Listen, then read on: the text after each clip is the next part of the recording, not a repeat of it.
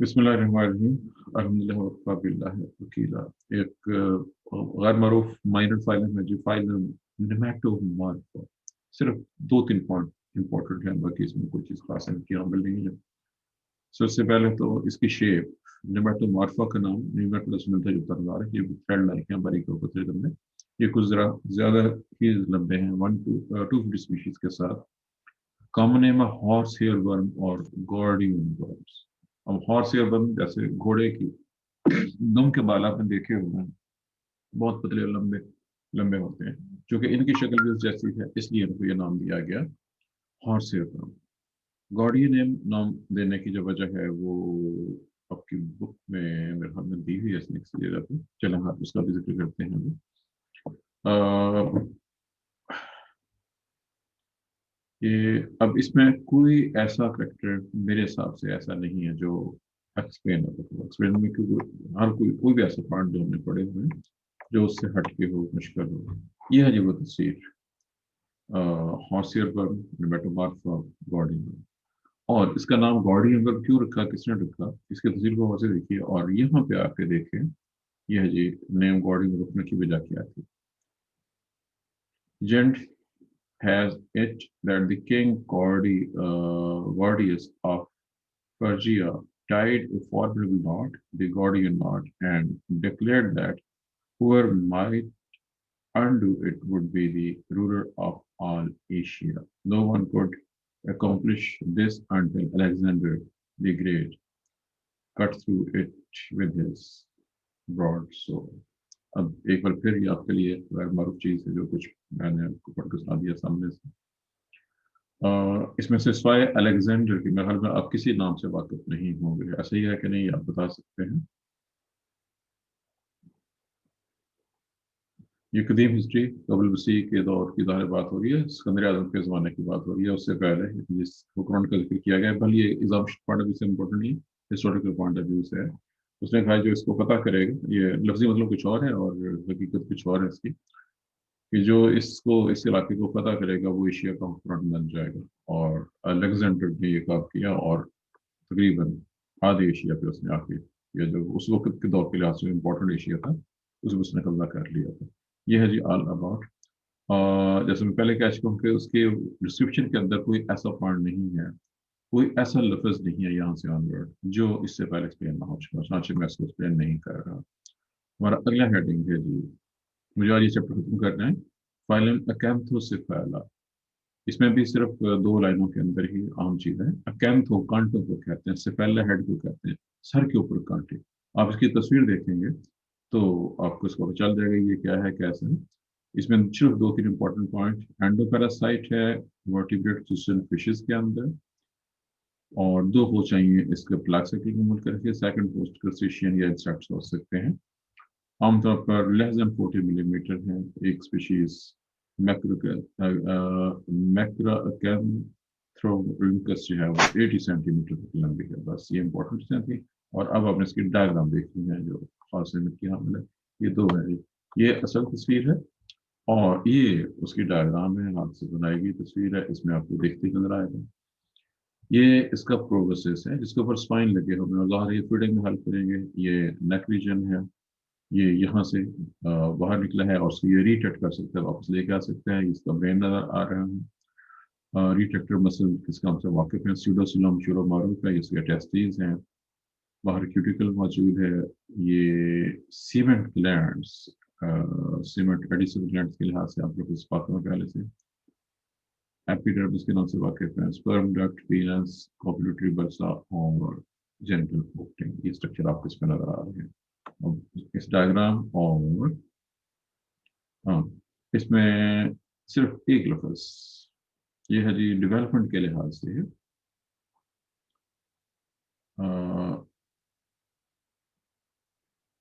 Larva जिसका नाम है अगंध, वो ग्रो करते हैं गट वॉल पे और हीमोसील में चला जाता है, इंसेक्ट्स में फिशन में, और वहां जाके अकैंथीला बन जाता है, आखिरकार सिस्टोकैंथ बन जाता है।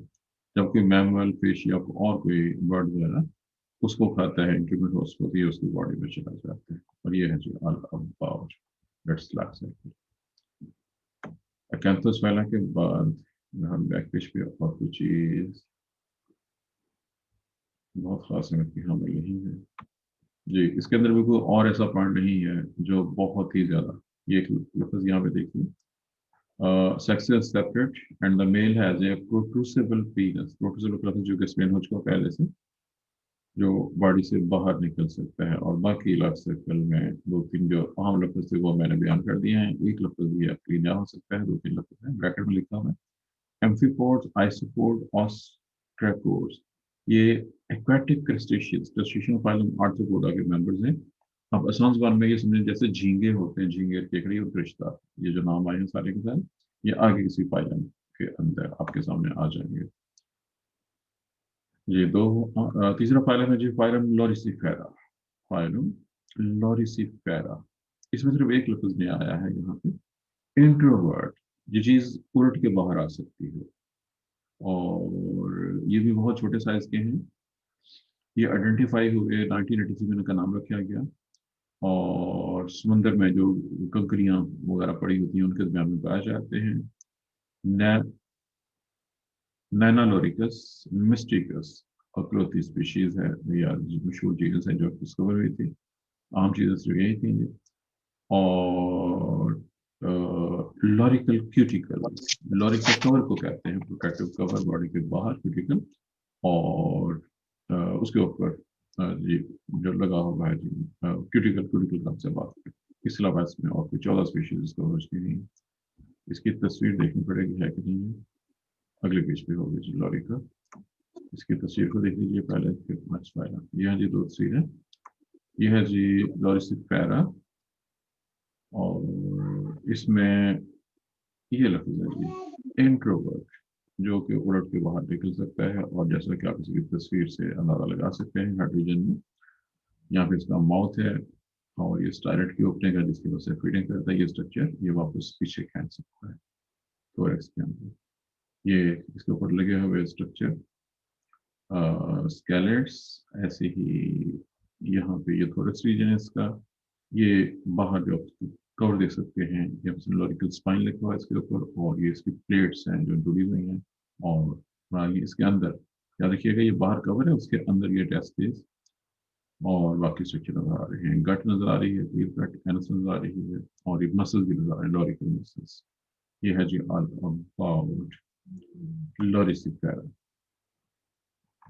एक फाइलम रह गया जिसका छोटा सा, और और ये है जी फाइलम प्रियाक्युलिटा।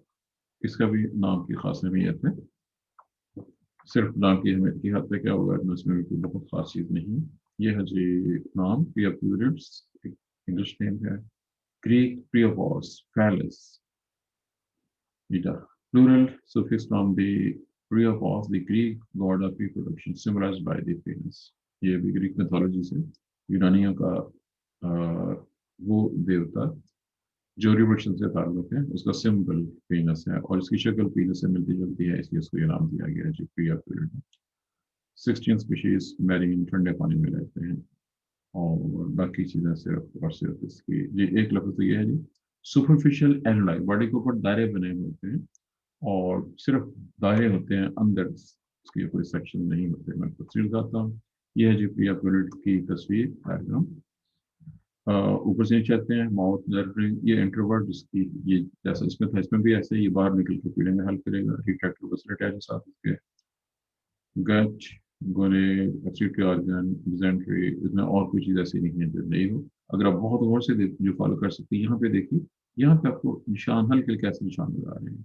ये वो, चूंकि हम तस्वीर को उसने काट के दिखाया हुआ है, अगर एनिमल को, लिविंग एनिमल को देखें तो उसके ऊपर दायरे बने हुए नजर आएंगे। ये जो यहाँ पे हल्का हल्का मार्जिन पे वेवन नजर आ रही है, ये उन दायरों को छोड़कर ये जो बॉडी में बाहर लगे थे और इसलिए इस्तेमाल किया गया था। सुपरफिशियल, सिर्फ और सिर्फ देखने में ये दायरे नजर आते हैं, बॉडी के अंदर कोई सेगमेंटेशन नहीं होती, छोटे साइज के हैं ये जी ऑन अबाउट। हमारे वो छोटे छोटे सारे के फाइलम खत्म हो गए, और यहाँ पे करके इसने फर्दर पॉलीजेनेटिक कंस्ट्रक्शन हेडिंग दिया होगा जी, बिल्कुल दिया वाला है जी यहाँ पे करके। ये हेडिंग है जी फर्दर पॉलीजेनेटिक कंस्ट्रक्शन। अब इसमें चूंकि जो चीज़ हमने चैप्टर के स्टार्ट पे करी थी, वो वही चीज़ डायग्राम दी हुई यहाँ पे जी। अब चूंकि इसने यहाँ पे कोई भी ये इसकी चैप्टर की समरी दी है, समरी का ऊपर देख लें तो इसमें जो मेन मेन फाइल से उनकी जो खास अहमियत है वो आपको मिल जाएगी जी। इसमें चूंकि यहाँ पे कोई डायग्राम नहीं है और उसकी रीजन क्या है, वापस मैं आपको चैप्टर के स्टार्ट पे लेके जा रहा हूँ, या शायद मुझे देखना है कि शायद कोई डायग्राम इस तरीके होगी वैसे इसमें से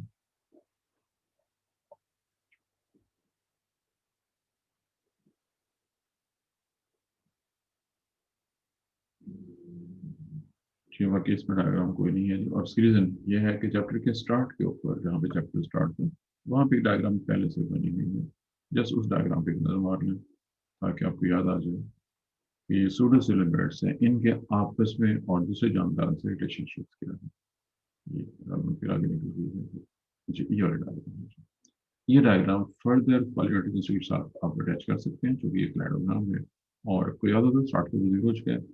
सबसे सिंपल जानदार ट्रिवियल एरिया जो इनसे सिंपल है और हाईएस्ट है पोलिक्यूट्स, ये इनके दरमियान में ट्रिवियल एरिया जो कि प्लेटियलस हैं और पोलिक्यूट्स जो कि फाइलम एनाडास बिलोंग करते हैं उसके दरमियान में ये सारे के सारे फाइलम आपके सारे मौजूद हैं और एक दो को छोड़ के बाकी सारे के सारे इसमें सूडोसिलेमेट हैं। जो सूडोसिलेमेट नहीं है वो ये था जी ग्रेथोस्टियोमिलीटा है और गैस्ट्रोटाइप है, इनका जिक्र इससे पहले हो चुका होगा। ऐसा क्यों है कोई लगा मसला है, बहरहाल ये है जी ऑल अबाउट और इसके साथ ये चैप्टर तुम्हारा कंप्लीट हो गया है। लेकिन इस चैप्टर के एंड में मुझे एक चीज़ नजर आ रही है, मैं उसका सिर्फ जिक्र कर दूँ और वजाहत कर दूँ कि चौथे और पांचवें एडिशन में बहुत से चैप्टर्स के एंड के ऊपर उसने एक ऐसा टॉपिक दिया हुआ है जो अमेरिका के लिहाज से अहमियत का हामिल है, हमारे लिहाज से उसकी कोई खास अहमियत नहीं है। बहुत अच्छे से मुझे सिर्फ बीएससी के एक पेपर में एक क्वेश्चन नजर आया था, लेकिन बीएस में मेरी नज़र में कोई ऐसा क्वेश्चन नहीं है जो किसी ने इसके हवाले से पूछा हो। यह है जो टॉपिक वाइल्ड फ्लड के नाम से है इंडियाना बैट। अब चूंकि हम पढ़ रहे हैं इनवर्टिब्रेट और बैट जो है ये इनवर्टिब्रेट नहीं बल्कि वर्टिब्रेट है। मार्टिस सोडालिस के नाम से ये अमेरिका का इलाका दिखाया गया, ये अमेरिका का नक्शा है और अमेरिका मतलब यूएसए यूनाइटेड स्टेट का दिखा लेते हैं हमारा।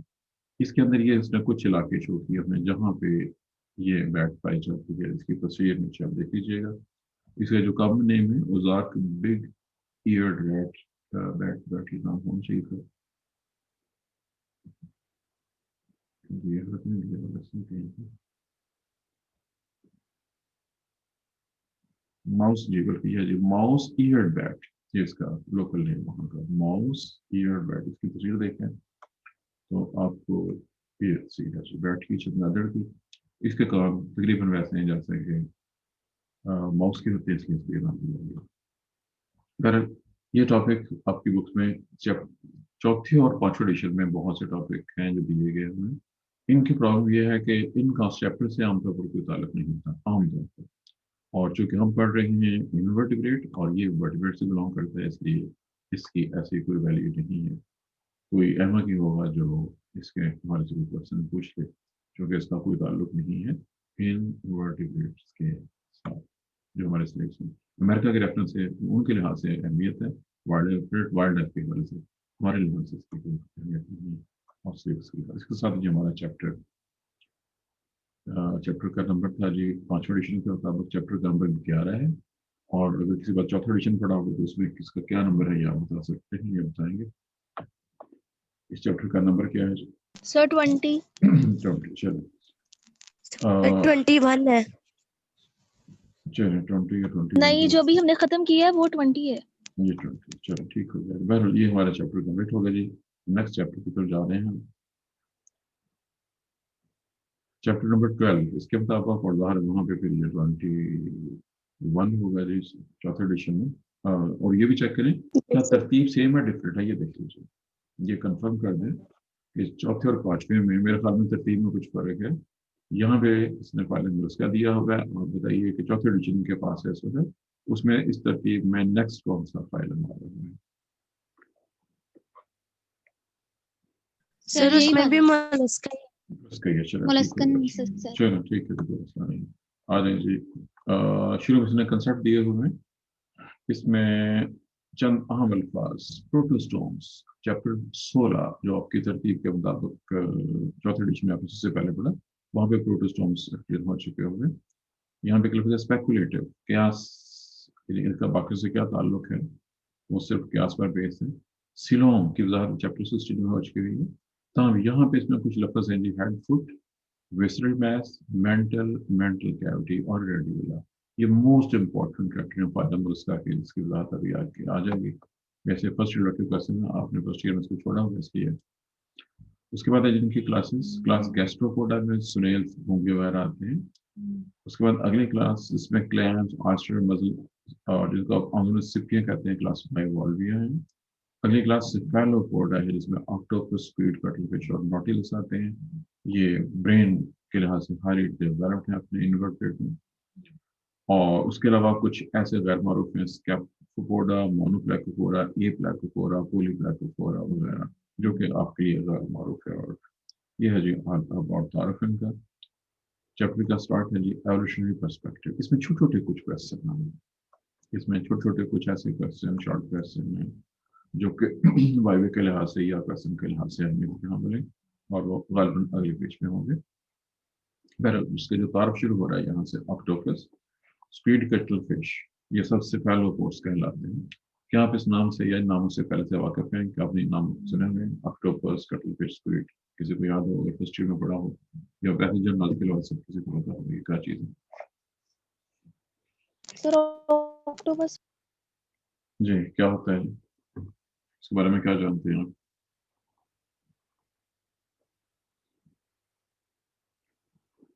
चलिए सुन लीजिए।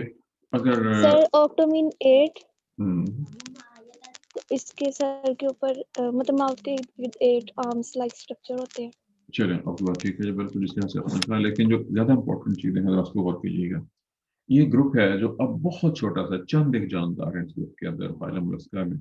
ज़माने कदीम में, अब से करोड़ों साल पहले, ये इंतहाई कामयाब थे, जो कि इनकी स्पीशीज बहुत ज़्यादा थी और ये डोमिनेंट थे। जैसे अब शेर जंगल का बादशाह है, अपने ज़माने में जब इनकी हुकूमत थी तो उस वक्त ये समुद्रों के बादशाह थे, पानी के बादशाह थे। लेकिन अब ये इतने थोड़े रह चुके हैं। हाँ, एक और हैरानकुन चीज़ है कि अगर कंपैरिजन करें इन वर्टिब्रेट से, तो इन वर्टिब्रेट के लिहाज से इनका ब्रेन सबसे हाई है। ये सिर्फ स्फेलोपोडा की बात हो रही है। ये ग्रुप है मोलस्का का स्फेलोपोड, जिसका मतलब है जिनके सर पर पाँव होते हैं। स्फेलो सर हेड बनाते हैं, और पोड्स टंग या पाँव को कहते हैं जिनके सर पर फीट या पाँव या वो चीज़ें मौजूद हैं जिससे ये मूव करते हैं। अब इनकी अहम चीज़ें, नंबर एक प्रीडेटरी, ये प्रीडेटर हैं, शिकार करके खाते हैं। एवोल्यूशन ऑफ लार्ज ब्रेन, किसी भी स्टैंडर्ड से इन्वर्ट के लिहाज से कंपेरिजन करें तो इनका ब्रेन हाईली डेवलप्ड है। इन्वर्ट के मुकाबले में कम्प्लेक्स स्ट्रक्चर, मिसाल को इनकी जो आंखें हैं वो बिल्कुल मछलियों की आंखों का मुकाबला करती हैं, हमारी आंखों से मिलती जुलती हैं, बहुत तेज हरकत करते हैं। स्क्विड समुद्र में सबसे तेज मूव करने वाला इन्वर्टेड एनिमल। ग्रेस्पिंग टेंटिकल, इन अपने टेंटिकल जिसको भी एक जुनैरा ने में इस्तेमाल किया था कि इनके टांगे होती हैं मुंह पे आसपास, वो जो टेंटिकल्स हैं बेसिकली उनके ऊपर सर्कल भी लगे होते हैं और ये चीज़ों को पकड़ सकते हैं। टीयरिंग माउथ पार्ट्स, चीज़ों को पकड़ के इनकी चीख फड़ कर सकते हैं। अब ये सारे के सारे कैरेक्टर बिल्कुल ऐसी जैसे जमीन पर शेर के कैरेक्टर्स हैं। ये पानी के शेर थे जमाने के दिन में, लेकिन एवोल्यूशन में ये बाकी जानदारों का और जो डेवलप हुए समुद्र में उनका मुकाबला ना कर सके। और वर्णिक है जी के कभी तादाद थी 9,000 और अब सिर्फ इनकी 550 टाइम्स। टाइम के साथ साथ चीज़ों में चेंज आती है। सवाल एक तगैर तो है ज़माने में। अगला पैराग्राफ, इनकी तादाद क्यों कम हुई, इसके बारे में जो कुछ भी होगा वो क्या सारा ये होंगे। असल चीज़ वही है कि ये वर्टिब्रेट को खास तौर पर कंप्लीट नहीं कर सके, और आर्थ्रोपोड की डाइवर्सिटी ज़्यादा होगी, वो इससे कहीं ज़्यादा आगे निकलेंगे, ये उनको भी कंप्लीट नहीं कर सके। लेकिन इस ग्रुप को छोड़ के बाकी फाइलम मोलस्का को अगर देखना चाहे तो वो दुनिया के कामयाब तरीन ग्रुप्स में शामिल है। अब एक कंसेप्ट है लोगों का, आम लोगों का, कि जो ज़्यादा तेज तरार लोग होते हैं वो ज़्यादा कामयाब होते हैं। क्या आप इस बात से वाकिफ में समझते हैं कि बात ठीक है कि नहीं? कि जो लोग ज़्यादा तेज तरार होते हैं, चलाक होशियार होते हैं, वो ज़्यादा कामयाब होते हैं। आपके हाल में किस हद तक ठीक है बात? सर ये ठीक है। यस जी सर, सर। ठीक बात है। सर हाँ ये जी, बात गलत है, ये जी इंतहाई सर गलत लेकिन बात सारी बात ठीक है, बस ये है कि बाद तेज चलते हुए गिरना बहुत बुरा होता है। जी बिल्कुल ठीक है जी, बहुत से जवाब हैं और उसका जवाब बहुत अच्छा है। पहले आम दुनिया का जो कंसेप्ट है लोगों को, यही जो तेज रफ्तार लोग हैं वो कामयाब हैं। अगर हम देखें गरीब मुल्कों में पाकिस्तान भी शामिल है, जो सियासतदान है वो सबसे तेज रफ्तार लोग हैं और वो बहुत कामयाब हैं दुनिया की। हम सिर्फ दुनिया की कामयाबी बात कर रहे हैं, इसमें आखिर की कामयाबी शामिल नहीं है। और ऐसे ही बहुत से और जुराइम पेशा लोग वो भी बहुत तेज रफ्तार होते हैं और दुनिया में पैसे कमाने के हद तक वो बहुत कामयाब है। ये था जी एक उसका। अब यहाँ पे आ जाए कि ये बहुत तेज तरार है लेकिन उसके बावजूद ये कामयाब नहीं है, आम जो थे।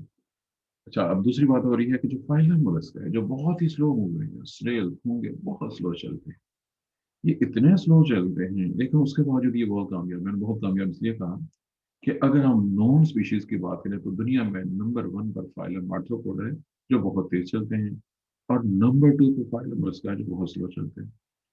नंबर 1 पे वो कामयाबी है, न्यूज़ के रेस में फर्स्ट वो है जो बहुत तेज भागते हैं, और सेकंड वो है जो बहुत स्लो चलते हैं। अब स्लो चलना नेगेटिव पॉइंट नहीं है, आपने कहीं पता पड़ा होगा slow and steady will be race. अगर आप थोड़ा रोजाना ऐसा ऐसा पढ़ते रहें तो आप भी कामयाब हो जाएंगे। अब यहाँ जो रीजन है वो कुछ और है। आर्थ्रोपोडा की कामयाबी बहुत तेज चलने में है, इनकी कामयाबी इनके प्रोटेक्टिव कवर में, इनके ऊपर ऐसे प्रोटेक्टिव कवर हैं जिससे इनकी हरकत तो स्लो हो गई है लेकिन इनकी कामयाबी में बहुत अहम पार्ट प्ले करता है। 1 लाख के करीब है इनकी स्पीशीज। जी, अब इनके जो बाकी कैरेक्टर्स हैं मशरूम मारूफ हैं, ट्रिप्लोब्लास्टिक हैं, बाइलेटरल सिमेट्री है, और सिलोम जो है वो रिड्यूस हो गई है। सिलोम मौजूद है लेकिन रिड्यूस है, मसलन पेरिकार्ड कैविटी हार्ट और यूरिन के आसपास कैविटी की शक्ल में मौजूद है। पहले ये है जी तारक फाइलम बस्का का अर्शनी पर्सपेक्टिव। अब टाइम, ये बिल्कुल टाइम है हमारे पास। अब 2 मफरूजे हैं आगे, मशहूर मारूफ अहम चीजें आपके सामने आने वाली हैं। पहला, ये पैराग्राफ इसमें मोटी लाइनों के साथ यहाँ से लेके यहाँ एक नया लफ्ज है जी, सिलोम के फॉर्मेशन के हाल से बात होने लगी है। सिलोम का जिक्र चूंकि ऑलरेडी हो चुका, चैप्टर 16 आपका जो है फोर्थ एडिशन का चैप्टर 16 जो कि मैम असलम कुबरा है। शाइज़ोसीलस हाइपोथेसिस, सिलोम फॉर्मेशन के आगे बहुत से मफरूज हैं, इनमें से सिर्फ 2 मशहूर हैं। एक ये वाला है शाइज़ोसीलस और दूसरा है एंटेरोसीलस। अब सिलोम कैसे बने या मुख्तलिफ जानदार में कैसे बने, ये 2 मफरूज इस चीज को एक्सप्लेन करते हैं। क्या आप इस लफ्ज से पहले से वाकिफ हैं? पहले से do you know what is शाइज़ोसील और शाइज़ोसीलस हाइपोथेसिस? लफ्ज सुना हो तो अंदाजा हो पहले से क्या होता है?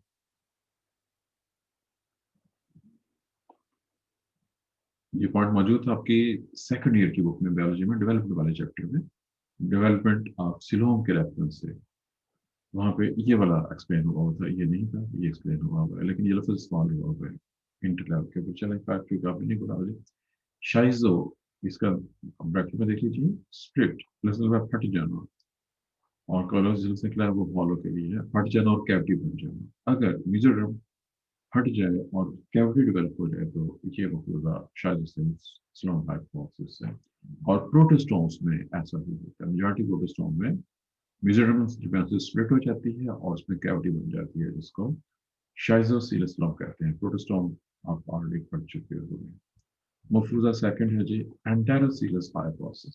एंटेरो, एंट्रो गट को कहते हैं। अगर एंट्रॉन में से कैविटी निकले आउट पॉकेट्स की शक्ल में, एंट्रॉन, प्रिमिटिव गट, आर्केंट्रॉन, सब लोग आपने पढ़े हुए हैं, इंटरलैब के ऊपर मौजूद थे। ऐसा ड्यूट्रोस्टोम में होता है। ड्यूट्रोस्टोम के नाम से आप आगे पहले पढ़ चुके हुए चैप्टर 16 के अंदर। ड्यूट्रोस्टोम्स में इंटेसाइन में से एक पॉकेट्स निकलती हैं, वो पॉकेट्स डेवलप होके 2 सेपरेट होती हैं, बाद में मिलकर एक बन जाती है और वो सिलोम बन जाती है। सिलोम के बनने का दूसरा मतलब ये है। बहरहाल प्रोटोस्टोम में इस तरह से बनती है और ड्यूट्रोस्टोम इस तरह से। तमाम इसके अलावा भी हाल प्रोसेस हैं जो कि आपकी बुक में डिस्कस नहीं किए हुए हैं। जी, ये है जी ऑल अबाउट, और इसके साथ ही तारुफ इस चैप्टर का कंप्लीट हो गया। हमारे पास अगर टाइम है अभी 5 मिनट का, लेकिन अब मैं मजीद नहीं पढ़ाऊंगा क्योंकि it is enough for you for today. Excuse me sir. जी, सर पीछे एक टॉपिक छोड़ दिया आपने, कौन सा? Relationship to other animals. इसके पीछे पेज पर है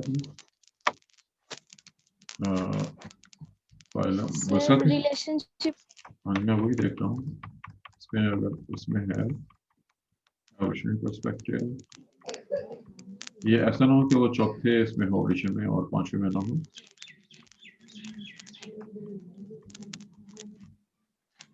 जी, इसमें मेरे पास ये पांचवा एडिशन का है और इसमें नहीं है टॉपिक ये वाला जो आप कह रही हैं, रिलेशनशिप विद अदर एनिमल्स का टॉपिक। आपका चौथा एडिशन है इसमें क्या? जी सर।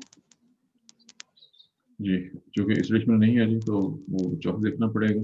जस्ट जी, जिनके पास चौथा एडिशन है, चौथा एडिशन निकालना, मुझे भी पकड़ना पड़ेगा। Okay sir.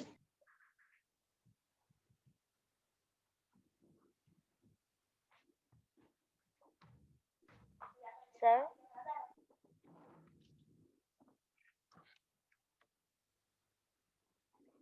जी, पेज नंबर बताएं, किस पेज पे है टॉपिक? 318 318